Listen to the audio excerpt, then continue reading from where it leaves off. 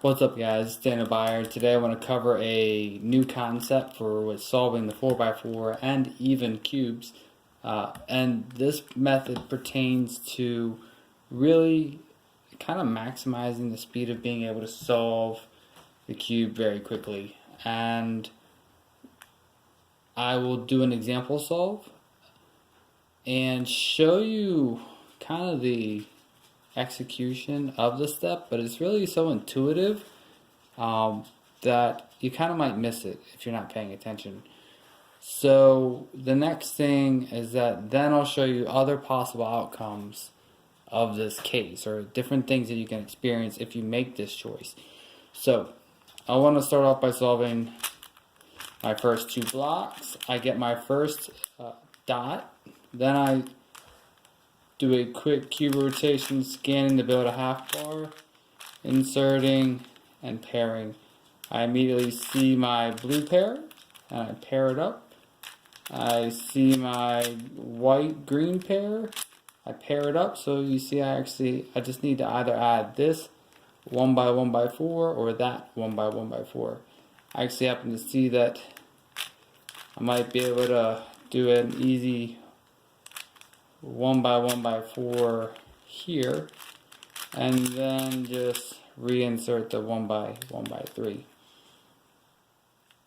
The next thing is that I see I can easily pair this pair, and as soon as I do that trigger, I see my red and yellow, my red-yellow pair.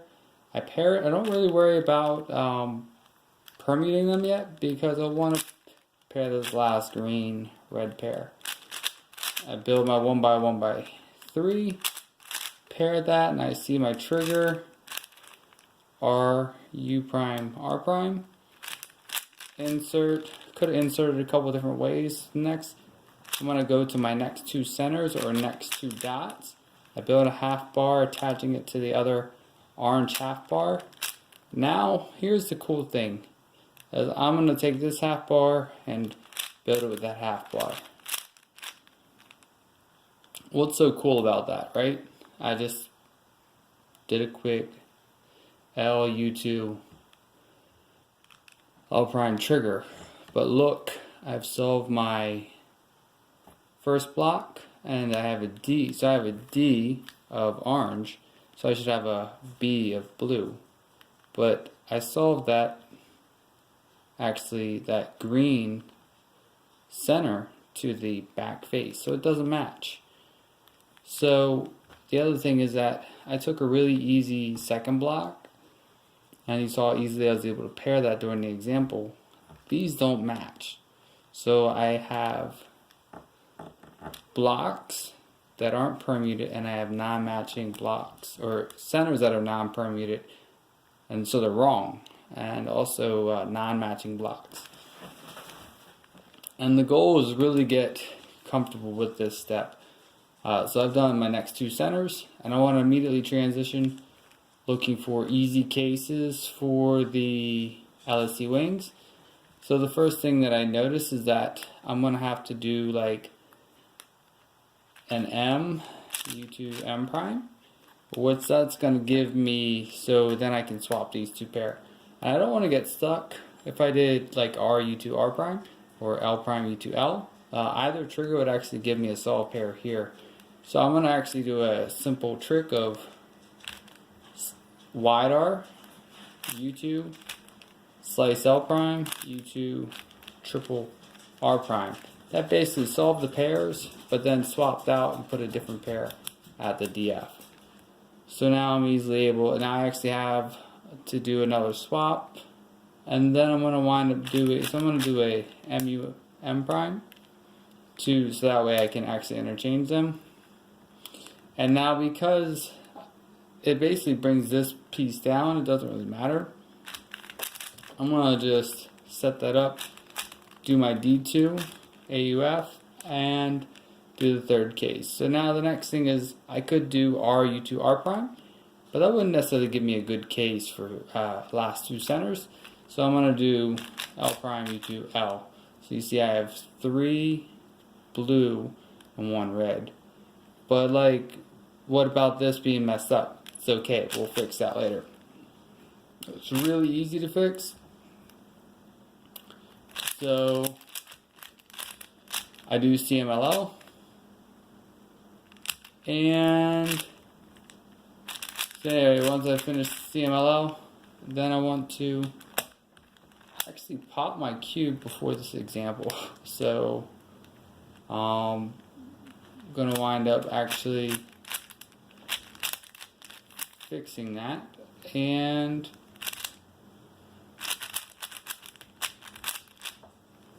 there, cool. So I misrecognized the case because like I said, I think I popped my cube before this example, put it back together with the corners twisted. So anyway, I have two centers. I have 3 misoriented, and I have only 3 misoriented. That means I have parity.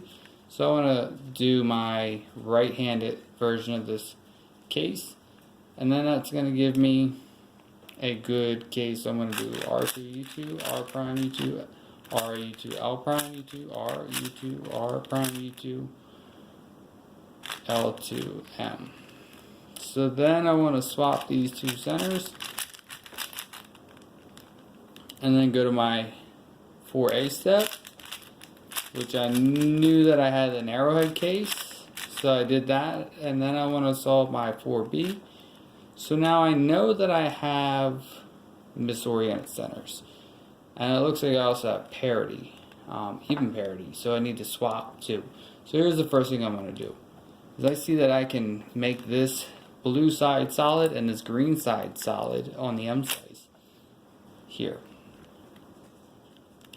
So then the next thing I'm going to do, M prime, couple triggers, and then I'm here. So I know that these are swapped, and I don't even care that they were swapped, because basically now I'm down to this case. And I'm going to, so now I'm here, I've got my M slice solved, or at least it looks solid. Like, it looks like a solid continuous all red, all green, all orange, all blue. And because I have these non-matching blocks and I see this U-layer pattern, it's almost kind of like a PLL of Roux. It's kind of a weird case that comes up if there's parity or non-matched centers. So what I want to wind up doing is wide U2, slice R2, wide U2, slice L2, U2, and because I had non-matching blocks, I can cancel out and actually restore the M slice, and also cancel that out with moving the AUFing or adjusting the right block with an R2 and the slice R2, and then the cube is done. So the concept, right, is that rather than trying to solve the cube and coming to like a point where you recognize that there's even parity, right? So let's say that you had a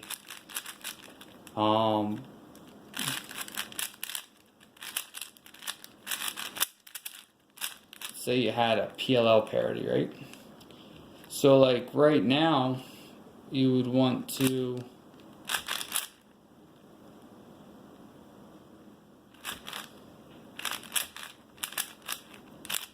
in this case, now bear with me as per I don't necessarily do this very often, like from a OLL PLL case, but in this case of doing this, you would look, if you were looking at a 3x3 solve, you would normally see this and you would say, alright, well, I'm going to do a T-perm, and then finish up restoring that. Now here's the thing, is that the variation, because the original algorithm for your solving of the cube, solving parity would be R2, U2, R2, wide U2, R2, slice U2. And that slice U2 is kind of unoptimal. And so like my approach is, rather than thinking of like, I need to swap this set of wings with that set of wings. Because it's a roux space style of solving, 4C is really solving the M slice. So I want to make the M slice whole. And then because there's parity, I see this case, right? So I know that I can now, basically, I kind of combine two moves together because I'm intuitively solving the M slice. And actually I find this is, unless you get like a dot case for 4C, like immediately after EO, it's just very easy to get to this case. And it's normally you do like an M prime U2 M to build the 1/2 bar, and then the other one comes in together. But you can see this continuity, and I'll show you what case I'm modeling this after to build these. So what I want to do is I solve the M slice, and if there's any parities or centers are out of sorts, those cases will pop up.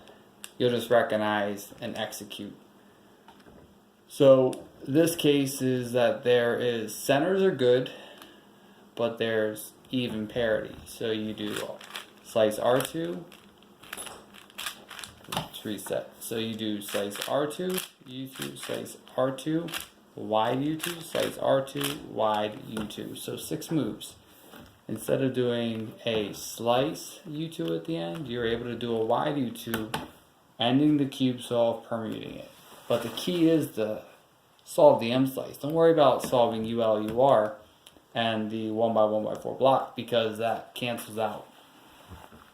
And because like normally if you were to be in a 4A step, right, you go 4A and you recognize your case,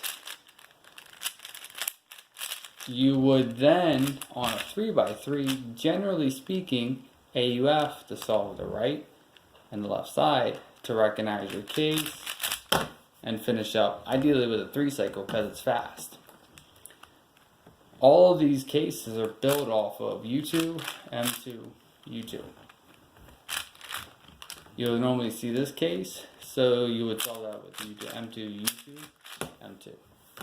So basically, I'm building everything actually off of this solution right here. U2, M2, U2. So now, I found that it's what with LSE wings and the preceding step of the next 2 centers, rather than worry about permuting them correctly and getting them in the right order, you just want to look for the easiest centers, get them adjacent to each other, and then swap them later on during 4A to get red or U and D on U and D and F and B opposite of each other as well. The next thing is that if you have, let's say, your U and D are swapped or your F and B are swapped, rather than doing U2, M2, U2 to solve it at the end, you do wide U2, M2, wide U2, which creates this case. You would normally look and be like, man, I messed up.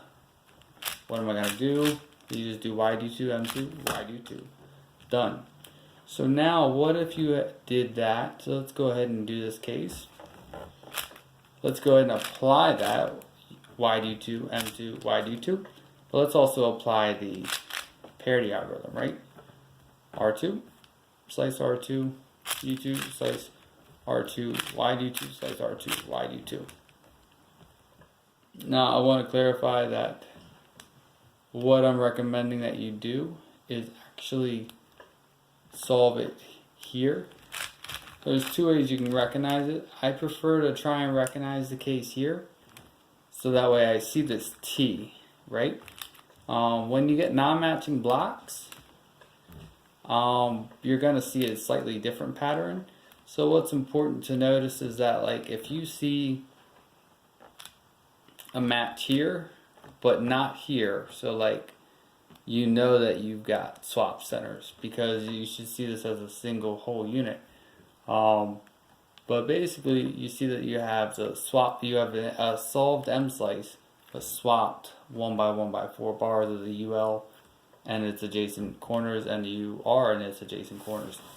So what you want to do is, rather than doing that R2 U2 algorithm, we're going to go wide U2, slice R2, wide U2, slice L2, U2, R2, and the cube is solved. So really, once you do like an M U2 M type move to pair up these cases, you're then basically down to those four possibilities: U2, M2, U2, wide U2, M2, U2. You can also do R2, U2, R2, wide U2, R2, wide U2. Let's go ahead and go back.